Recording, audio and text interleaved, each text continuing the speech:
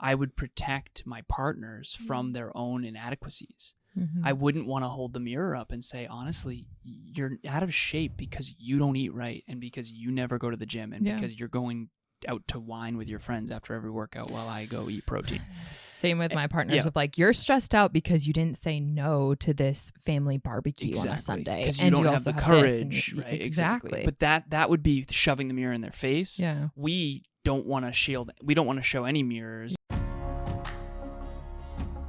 Conscious couples, business partners, and singles committed to attracting their dream partner. Welcome to the Conscious Couples podcast, where we share our life, love story, and combined relationship expertise to help you create and consistently cultivate the most magnificent, intimate relationship possible. Never again will you feel hopeless and alone in your intimate relationship challenges. Having accumulated thousands of hours coaching conscious couples and individuals all over the world, as well as starting and growing a global business together, Alan and I are here to guide you in all things relationships. Thank you again for tuning into the one place where it's not about you or me, it's about the we.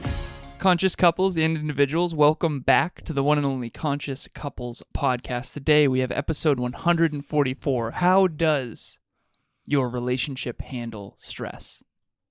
Nice. That may or may not have been the second time we did that. Tell no one.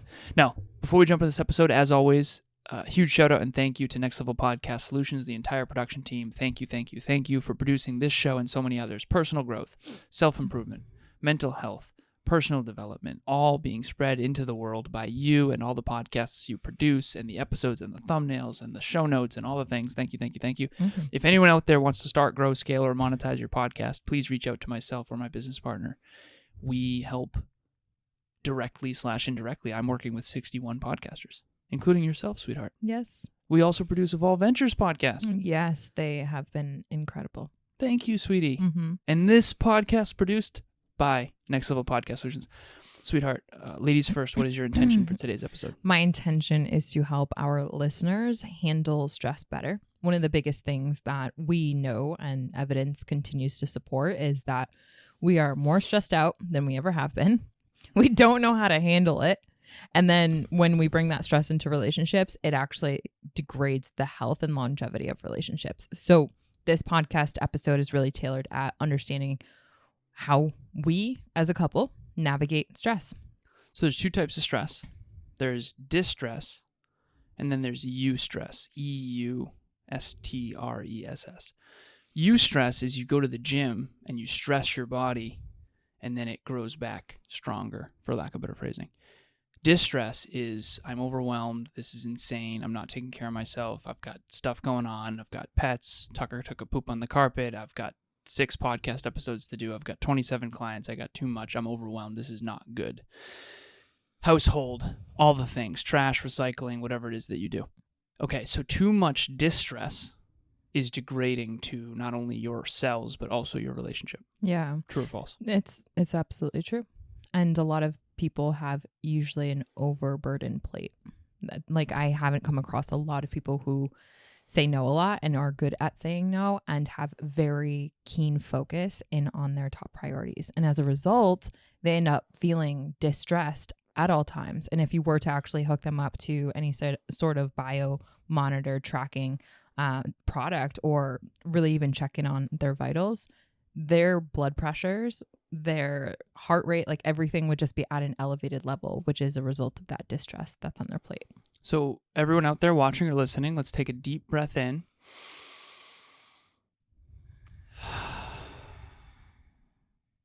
And let's feel less stressed. Yeah, I like together. That. I like that. And that's the episode. One of the things that I actually really love about that, I was learning this morning, and I really appreciated the meditation instructor that had said the out breath is so much more important than the in breath. Oftentimes when we breathe, we really focus our attention in on the inhale and less on the exhale. And so I just want to bring that tip over to redirect our focus. Just a little tiny tip for our listeners. Focus on the exhale, because that rearranges your diaphragm and how your body, your central nervous system actually regulates itself and really pulls the stress out of your cells. So I love the fact that you just brought some breath work in, babe. You got to. Breath work is super important. I don't do it enough. We did a monthly meetup this past week on Thursday. Today it's Saturday, and you'll be hearing this on Monday. We did a monthly meetup on getting clear on your priorities and how to stick to them. And you were there. Yeah, and I was literally just thinking of that. Our cat, Tao Riel, also was in attendance. The most beautiful cat ever of all time. Yeah. It was so wonderful to see you both. And I opened the event with, we are all kind of overwhelmed and stressed because we get 50 emails a day and we get 50 Facebook notifications and 50 Instagram threads and Snapchat and TikTok. And there's so much YouTube shorts. There's a lot. There's a lot of content constantly. There's a lot of stimulation, both digitally and non-digitally, but mostly digitally.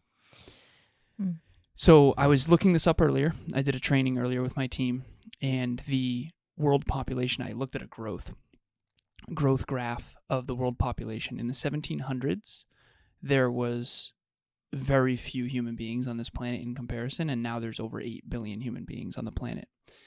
You might not know this, love, in 2017, there was only 1 billion people on the internet. I didn't know that. Something like that. It said 1 billion in 2015, 2 billion in 2017, 3 billion in 2019, and now it's 5.45 billion, according to this research. Insanity. Yes, and it's increasing actually 5.58 as of today. So it was 5.45 in 2024, at the beginning of 2024. Now it's 5.58 billion human beings on the internet. So 5.45 billion human beings can try to solicit your attention and stress you out, including us right now. Hello, what's happening? Now, everything you're paying attention to is either stressing you out or it's helping you build a bigger, better, brighter future. Emilia and I try really hard to only create content that is going to help you build a bigger, better, brighter future. Yeah. Emilia came to me today. I said, what do you want to do this episode on? And she came with these 4 types of stress. 4 types of ways that couples cope with stress. Yeah. Can you give us those now? Yeah. And before I say that, it's not just the digital element. And I think the point that I want to tack onto the incredible stats that you just gave us is now that we're more connected online, there's this deeper sense of pervasive stress that's starting to come into our central nervous system that I was actually talking to you about the other night, especially because, this past week was election season, literally like it's a global stressor. And we don't have, for a large majority of human beings, we don't have the emotional scaffolding, aka the emotional intelligence skills, coping being one of them, to navigate the stressors that we do have, whether it be the digital interconnectedness or just being more people all around us physically and in physical proximity, our actual real world. I mean, think about every listener that's listening to this right now. Think about, okay, whatever day of the week that you're listening to this, think about the upcoming quote unquote social events that you have in real life, not just in digital life, but like real life. What are the meetings? What are the social gatherings that you have? What are the work outings? What are the family outings? I mean, we're headed into Q4, hot and heavy, almost towards the tail end sooner or later. Sorry to stress anyone out, but family stuff, work stuff. There's a lot of social, physical events. And so the digital elements interconnected. And then on top of that, in real life, quote unquote, that brings stressors on stressors on stressors. And so few of us actually have the skill sets to be able to navigate those stress. And we bring home, aka into the we, what we go out into the world and expose ourselves to. So I had shared with Alan, I want to really talk about this because couples are more stressed than ever, right? It's the me is more stressed than ever, and the other me is more stressed. And so what is that going to do if we don't have great coping skills, aka how we navigate problems that we can't solve, right? That's what coping is. Then the we is going to be super stressed. Problems that we can't solve. Yeah. So essentially life happens to us and we either go into a problem solving mode or we go into coping. Coping is navigating things that we can't change. Change is inevitable and it's how we cope with that change. That's where coping comes in. So for example, if for whatever reason someone out there is disappointed with the outcome of the election, Yeah. that's something they can't change that they have to now cope with. Absolutely. Okay, and then that's going to inevitably affect the relationship. Yeah. And if you cope negatively, you're going to burn the relationship down potentially. Yeah. I always use the Jenga analogy. If you've ever played the board game Jenga, you got to take blocks out and try not to let the tower fall. Mm-hmm. And eventually, if you take too many blocks out, the tower falls. And that's a good metaphor we use for relationships. Exactly. So how do we put those blocks back in? And what are these types of coping? Yep. So the relevance of coping, just to lock this in, is to help us navigate the things that we cannot change. We know that change is inevitable, and it's how we respond to change that really brings back our sense of certainty, our sense of autonomy, and most importantly, our sense of regulation, which will bring back the sense of regulation within the we. So let's say you're going out to work, you have this big presentation, or you're talking with your coworkers and something happens, there's drama, or you don't land or stick that presentation well. It's stressful to you. You have thoughts about it, and you can't go back and change that. You come home and you're connecting with your partner. There's certain ways that you can navigate that. And couples usually break down into one of 4 categories. And I have this in front of me, so I'm just going to read right off. But essentially, the concept is called dyadic coping. Dyadic coping essentially highlights that there's a bi-directional relationship within the we. And we talk about this so much in the podcast episodes that we have. There's a me and how we navigate stress within the me. And then there's the we as a result of you and I bi-directionally coming together and in the little we bubble, right? So I come home and I talk to my partner about what just happened, or I express, or maybe I shut down, maybe I suppress, maybe it oozes out. We've talked about the volcano in a ton of different ways, and maybe your partner's avoiding you. All of those different types of behaviors are how you handle stress. And so dyadic coping is recognizing the fact that you and your partner are likely going to share a household, are likely going to share conversations. You're going to share space, for lack of better words, whether that be in real life, like Alan and I's knee touching right now, or exchanging texts, phone calls, FaceTimes, etc. So one of 4 categories you and your relationship falls into. So the first type of dyadic coping is the supportive dyadic coping, where one partner helps the other by providing emotional or practical support when they experience stress. So babe, I know you're really, really good at examples. When you think about the we and how you and I have handled a situation recently, something that happened either to you or to me, how did we handle that from a supportive coping lens? So lately I've been averaging 54. So my 3 priorities are podcasting, training, coaching. And I've been averaging 54 per week for the last 4 weeks, last time I tracked it. And it's the most I've ever put on the court, and I'm redlining, for lack of better phrasing, which I actually want to stretch into. It's like you go to the gym, and easy workouts don't create growth. So I'm doing hard workouts lately, career-wise. And Emilia, you're still crushing too, but I'm redlining more than you. Mm-hmm. And we know that, and that's okay. I have more demand in my business currently, and it's awesome because I've been doing this a lot longer.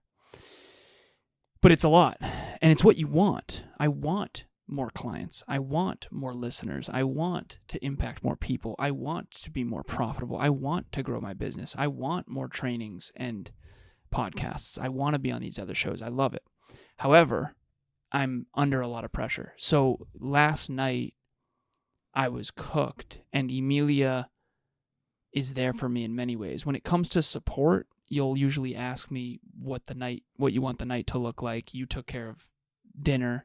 I think I set a little bit of it up. But when it comes to this right here, it's supportive dyadic coping. One partner helps the other by providing emotional or practical support when they experience stress. So the practical support last night was you taking care of, so when we got back from our walk, Mm-hmm. you took care of the food while I got some things done that I needed to get done. Mm-hmm.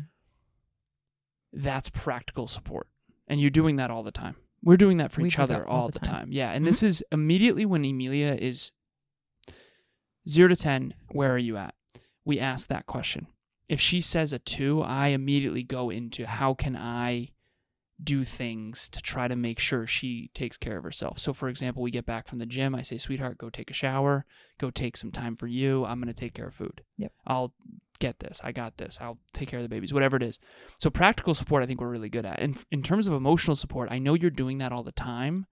I don't know. I mean, it's kisses, snugs, cuddles, and hugs for sure. But not only that, can I give an example of the other morning? Alan had gone on social media and tried to upload.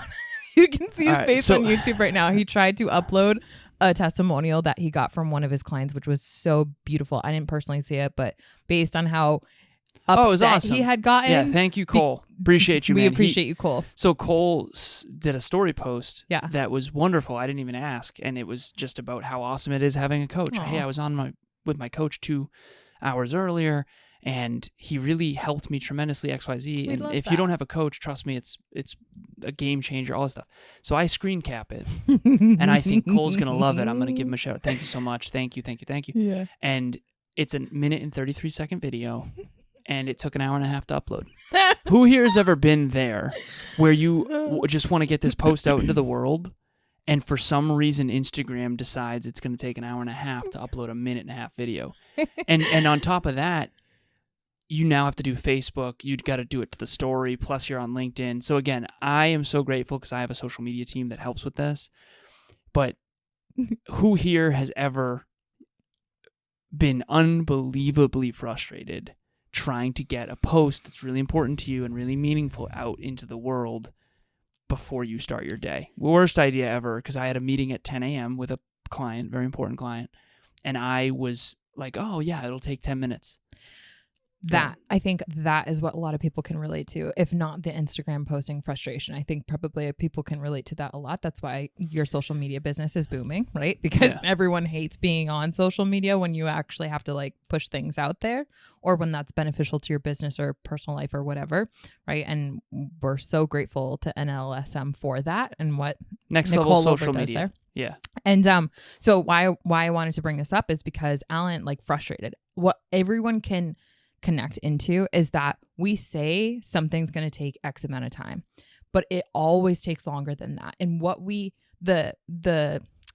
it's like Instagram versus reality. The Instagram version of what we thought it was going to be like gets ripped away from us, and then our emotional system gets so freaking frustrated that wasn't the case. AKA, you had said to yourself, it's only going to take 10 minutes, and I can have the morning to really focus on my self-care before I go into that meeting. The part you don't know is I tried to upload it the night before, and that happened.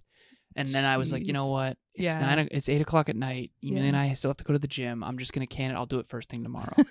So not only did it take an hour and a half, but I tried multiple times. Okay. So in that, there's so many layers of frustration that why I wanted to mention this one specifically was because you were frustrated where you flipped your leg. Not at me, but just open and out. Yeah. And on our walk, we had talked about how important that was, because you actually established a rule for yourself. Yeah. Never again social media before 10 a.m. Never. And that, as your partner, I know how important it is to be able to express emotionally and not have to go into problem solving mode. We call it tea kettling. So I'll need to express. It's not at Emilia. It's not toxic. It's just being pissed off and expressing to the ethos. You and I do a really good job at encouraging each other to express whatever emotion and how don't make you feel wrong big for it is. Like when you're pissed off, I get it. Yeah, I get it. However, a lot of partners will immediately go into, and I've definitely struggled at being over on this end in terms of my natural go-to was more of the what we call collaborative dyadic coping, which is where both partners jointly address the stressor and come up with solutions. Sometimes you just need to emotionally express. Well, this is really important, and I'm glad that we landed on a tangible example, because we're going to go through all of these with this example. I can already tell intuitively. Well, we're on number 2, just FYI. I know. Yep.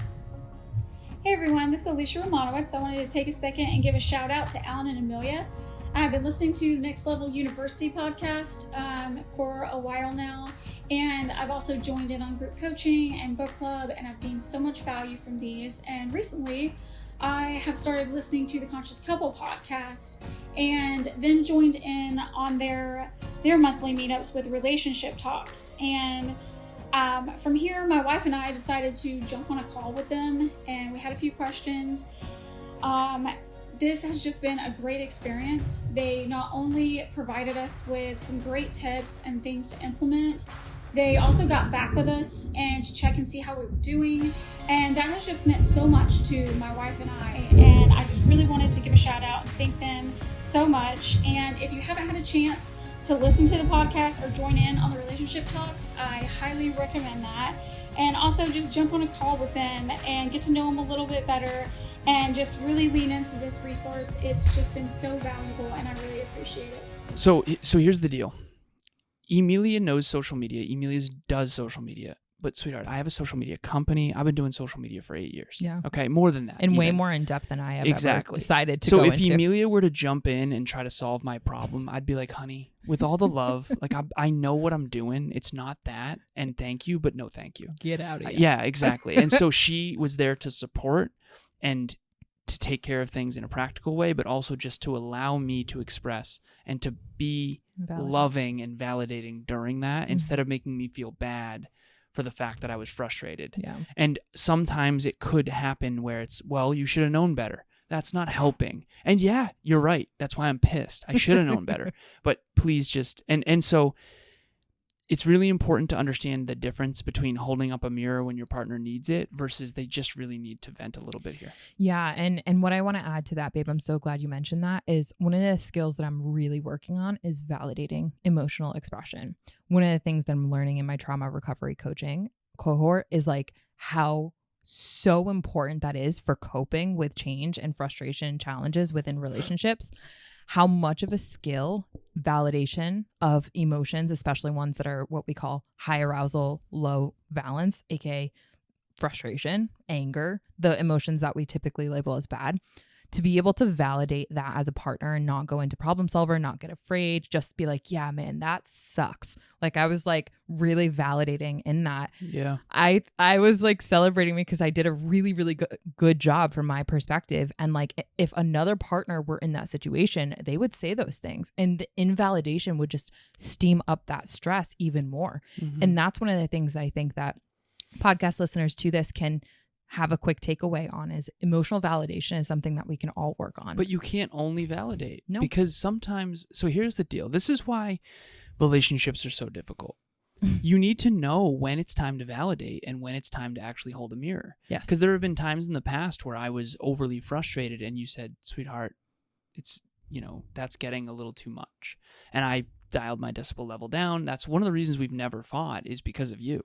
When I was ramping up my intensity, you'd kind of call it out. And if you didn't do that, I might continue to end up getting stuck in shame and having yelled. Like Emilia and I, we've never stormed out, never yelled. We've never fought. And that's because Emilia knows when to validate my emotions versus when to say, hey, take a minute. This is too much. And because I know some people that overly validate and they just tolerate a toxic partner who's constantly flying off the rails every other day. Same. Now, if I was doing that every morning, that would not work for you. You'd have to say, Alan, come on, you really need to figure this out. And so that's why relationships is so hard, is because it's never all or nothing. It's always some drive to five, some middle ground because some partners are overly validating. They tolerate anything. And other partners are always trying to solve everything. And you have to know context matters. Absolutely. That brings us to the third element of dyadic coping. That partners. What does dyadic mean? Dyadic, I believe it's a dyad, which is pretty much a triad, but it's two. Oh, okay. Yeah, so nice. That's the reciprocal element. Awesome. Okay, cool. Like, what the hell is dyadic mean? Yeah. It's like a triad, but with two. Yeah. I love what we do in this podcast and Next Level University and Evolve Ventures. Yeah. We take these really technical terms and break them into simple, practical things for people, because dyadic coping versus, hey, I'm going to validate a little bit here and let him sort of tea kettle. Yeah. I like that we bring these really technical terms to people in a practical way. It's really important. I'm grateful for our work and our willingness to do that. Mm-hmm. And for our listeners who ask us to, dig deeper into some of these things, because people just hang on the surface far too much, and the surface gets mediocre results in relationships. And so we're here to have conscious relationships and to be conscious couples and to have our love grow together and not apart. And that's why we all do what we do, including the listeners. So I actually want to bring this around because I know our timers had gone up, and so we're kind of in this. But the last two, we're stressed. We got to dyadically cope with our stress right the now. last two elements, or the last two categories of dyadic coping, aka when you're stressed out, this is how you handle stress in your relationship, are exactly what you just mentioned, which is huge bag of Oreos. negative dyadic coping. Yeah. No, this actually includes defensive or aggressive behaviors such as criticism, withdrawal, or anger when a partner is stressed. So when you're stressed in that situation, if I were to have respond to you like, babe, get it the frick together. Like, don't you know yourself already? That's criticism. Yeah. How could you not learn this lesson already if you've been doing social media for 8 years? Can you imagine? Been doing it for a while because I have an amazing team. Exactly. And now Escalate it. Yeah, exactly. It's Yeah. like, well, yeah, there's the defensive. That was actually great. Not even conscious. So how many of us can think about and reflect on a situation where our partner came in and shared about what happened in their day, and then the other partner responded in this type of way? It's like, sweetheart, not helpful. Thank you so much. Not helpful. Yeah. As if I hadn't thought of that. Thank you so much. Right. It's not, but you don't do that. You really very rarely do. And if you do, I kind of call it out. Yeah. And I'm grateful like, for sweetheart, I know I have a company that does social media, right? It's like, but it's very rare that happens. But when it does, yeah. This is the last one. So we're really talking about how do we handle stress, but what are the emotions that are coming up and getting kicked in to this relationship? This last one, I really just want to make sure that we hang on for a sec, because this last one is all about protecting your partner and shielding your partner from growth, shielding them from their own emotions, shielding them maybe from taking accountability of how they welcome the stress into their space. This is not holding the mirror. Exactly. Okay, so one of them is shoving the mirror in the face, and that's too much. It's like, sweetheart, not helpful. Okay, the other one is I'm going to hide the mirror and not. You and I have been guilty of this in the past. I would protect my partners from their own inadequacies. I wouldn't want to hold the mirror up and say, honestly, you're out of shape because you don't eat right, and because you never go to the gym, and because you're going out to wine with your friends after every workout while I go eat protein. Same with my partners of like, you're stressed out because you didn't say no to this family barbecue on a Sunday. Because you don't have the courage, right? Exactly. But that would be shoving the mirror in their face. Yeah. We don't want to shield. We don't want to show any mirrors. And this, from my childhood, that's abuse. People who struggle to take feedback, I have a hard time giving them mirrors because they get aggressive and defensive very, very quickly, which is why they don't get mirrors, which is why they don't grow, which is why they're constantly frustrated. And pointing the finger outwards at the world. Exactly. So this last one is actually just called protective dyadic coping, where one partner tries to shield the other from stress, protect them from experiencing quote unquote negative emotions. So we both have a couple that's in mind right now who they love each other so deeply. However, they struggle to really encourage their partner to actually experience their emotional depths. And ultimately, what's at the crux of that is that they don't believe that their partner can handle quote unquote negative emotions. And that might be the case. However, that's not your responsibility as the partner who maybe recognizes this. It is not your responsibility to shield them from that. And I think it's really important for any person that's listening to this podcast episode and recognize like, ooh, yeah, I've kind of shielded my partner from having this emotional response, or it shielded them from bringing on my stresses. I've actually been guilty of this too, because I didn't want to burden you. Yeah, exactly. Right. That's what we hear a lot with clients. But if we don't want to burden our partner, and that's the story that we're telling to ourselves, we're already energetically burdening them because we're bringing that stress in and it's coming out in all these weird ways anyways. So it's so important to learn, number one, what is the stress? Do you have an adequate appraisal of what actually caused you to be super stressed out? Was it the fact that you wanted to say no and you didn't, and now you have to go to a freaking work Santa Claus ugly sweater party, right? Like, or was it because you didn't actually get to have talking space in a meeting that you were told that you were? Like, little things like that. If you can have an accurate appraisal with what brought the stress into the me. Number two, how you're bringing that stress into the we, and number three, what type of dyadic coping skill are you and the we going to apply in this situation? So in this case, there's 4. 2 of them are constructive and 2 of them are destructive. Is that true? Yep. Okay, so the first 2 are constructive. I just want to give a synopsis here before we go. Yep. First 2 are constructive, and that's the supportive dyadic coping. And the second, constructive, is collaborative dyadic coping. Can you read those? Yep. So supportive is one partner helps the other by providing emotional or practical support when they experience stress. Collaborative is both partners jointly address the stressor and come up with solutions together. Yeah, that's like a little mini strategy sesh. I'll always say this with you, Emilia. Yep. I need a strategy sesh. Can you stop what you're doing, please? Yes. And strategy sesh for a second, because we need to huddle before we go into the big game, right? Because a lot of times you're running and we need a minute. Let's get together. We're not on the same page here. And then other times we're supporting each other while one of us is going out into battle or whatever. Okay, next two. These are destructive. These are destructive. So it's negative and protective. Negative includes defensive or aggressive behaviors such as criticism, withdrawal, or anger when a partner is stressed. Protective is where one partner tries to shield the other from stress or protect them from experiencing negative emotions. And that last one, if you are the partner listening to this show, most likely that last one is the kryptonite, statistically speaking, where you're taking on more of the future-oriented burden and the growth burdens of the relationship and shielding your partner from them because they don't react well to feedback. And we've seen this time and time again, not always, but mostly.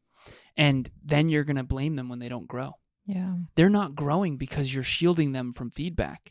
It's like you're going and doing these hard workouts on your own, wondering why they're not in better shape. It's metaphor. It's like if I had never said, babe, I think you would benefit tremendously by going to therapy. Right. And then blaming me For later not on growing. for not growing. Right. Yeah. So that's me offering that is me really recognizing that I don't want to, I could be, but I know it's not my responsibility to be my partner's therapist. Right. So like that is a really loving, kind, growth oriented way of holding up the mirror and saying, I don't want to shield you from the growth that's here. And it's my responsibility if I see something to say something. And I think you could have tremendous breakthroughs that are going to help so many people if you were to consider going to therapy. And that's not because there's anything wrong with you. It's because we all have experiences that are important to understand and categorize from a therapeutic lens. Well, you held up the mirror. If you don't, you will unconsciously, unintentionally hold back the relationship. Yeah. Just like I've told you before in business, if you don't work on this leadership thing, honey, you're going to hold us back. Yep. And that's the truth. But again, a lot of people struggle with taking constructive feedback. So you basically shield them from feedback because they react so negatively. So you got to hold up the mirror. Don't shove the mirror in their face. Don't hide the mirror. Just hold it up. And that's the best, most practical example I can give. Okay, sweetheart, we got to jump. Thank you all for listening. We appreciate you. If you have not yet signed up for your free Relationship Talks coaching session, please do. Essentially what it is we're going to help you build a bigger, better, brighter future and make sure that you don't end up divorced or broken up. And sometimes you should leave each other, but the chances of you breaking up minimize drastically when you have people in your corner who have recognized these patterns. We've been doing this for 4 years. There are so many common patterns that I see that end up destroying relationships. One partner doesn't have the courage to hold up the mirror. The other partner doesn't have the humility. The courage increases humility. That's such a common pattern. Emilia and I will help you diagnose and solve some of the root patterns that are causing you and your partner to grow apart. You are either growing together or you're growing apart. Let us help you grow together. Or consciously choose together to separate for a bigger, better, brighter future. Yeah, it's been incredible. We've had so many clients who have recognized that they need support in this arena, and they've been like blown away with the amount of help, skills, really practical tools that they've been able to apply to their conscious relationship. And that's just been such an honor to breathe hope and practicality into so many people's lives. So we're grateful for the conscious couples community. They've told us, this has happened several times, where they've said, I've had tons of therapists. This is way freaking better. I always love when we hear that. But I also am alarmed a little bit because what are these other therapists doing? And ultimately we're coaches. So we're going to help you build a bigger, better, brighter future. We're not therapists. We're coaches, but there's definitely a component of digging deep on the inner stuff. Yeah, that can be therapeutic for sure. Okay, so we also want to invite you, the link is in the show notes, to our next Relationship Talks event. It's going to be November 22nd at 5 p.m. Eastern Standard Time. This is going to be our top 5 relationship game changers and how to implement them. So this is tactical, strategic, something that Alan and I are both wildly gifted in is strategy. And we've applied 5 practical things to our relationship that has literally transformed how we show up with one another and how we go to bed with one another. And that has allowed us to grow together and not apart. And we've used these 5 practical things with so many other couples, and they've been like blown away by the results. So Alan usually gives a taste test, a little gratitude game. Babe, you want to? Yeah, so so we've been together for 5 years. Our 5-year anniversary was this October. And over the last 5 years, when we reflect back, so every anniversary we reflect back on some of the first memories we've ever had, and we did it on the projector this time. It was awesome. But we look back and go, what a couple naive human beings in comparison to now. Here's my point. I cannot imagine not having our whiteboard. I cannot imagine not using a calendar. I cannot imagine not doing gratitudes each evening. I cannot imagine some of the other tools and tricks. And some of those will be in the event, some of them won't. The point is these are going to be the top 5. We had a list. We were on a walk just going through the list of all the things that have made the biggest difference in our relationship and in our clients' relationships. And we narrowed it down to the top 5, which was difficult to do. But we can promise you these are practical tools that will, without a question, make your relationship a game changer. If you were to hang out with Emilia and I behind the scenes, and my team can attest to this because they have, you would see 2 people who are on a team, on the same page, wildly in love, who just light up like Christmas trees when they see each other. More so behind the scenes than on this podcast. Honestly. I am stressed. Podcasting for me is not easy. This is not... the way that you see Emilia and I right now, this is the least lit up we are. By far, by the way, because I'm focused on the listener. I'm not focused on my honey right now. I'm focused. This is for the audience. And so my point of all that is we have a flourishing relationship that's on the surface looks unbelievable. Beneath the surface are these tools and these strategies that have made such a difference. So we hope that you join us, Conscious Couples community, especially the regulars. This is our 42nd. This is our 41st. This is our 41st event. 41 months in a row of dialing these in and making them as tangible, as practical, as useful, as executable, and as powerful as humanly possible. Simple but powerful. Okay. They're divine. They are extraordinary. Please join us. You don't have to have your camera on. You don't have to contribute, or you can as much or as little as you want. We hope to see you there. The link to register will be in the show notes. Click that thing, add it to your calendar, and we will see you on what day? That thing. We'll see you on what day, love? It is November 22nd. Okay. Which is a Friday. Whoop. At 5 p.m. Eastern. 5 p.m. Eastern Standard Time. Is this the first time we're ever doing it on a Friday? This is. Okay. So get weird. Have fun with us. Friday night, grab whatever you drink. Snugs. And grab a tea, grab a coffee, grab a comfy water. Socks. Comfy socks. Bring your comfy socks. And we will see you on Friday night, October 22nd. Yep. We'll be there. November. It's November. November 22nd. Were you saying October the whole time? I have no idea.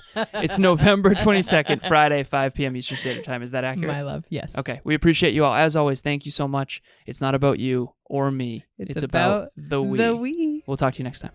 Bye, everyone. Thanks for joining us for another episode of the Conscious Couples podcast. We love connecting with the Conscious Couples community, so please make sure you follow us on Instagram. I am at Evolve with Emilia, and Alan is A.Lazarus88. Also, if you or your partner resonated with this episode, leave us a review at the link in the show notes, and please share this with someone you love and care about. Until next time, remember, it's not about you or me. It's about the we.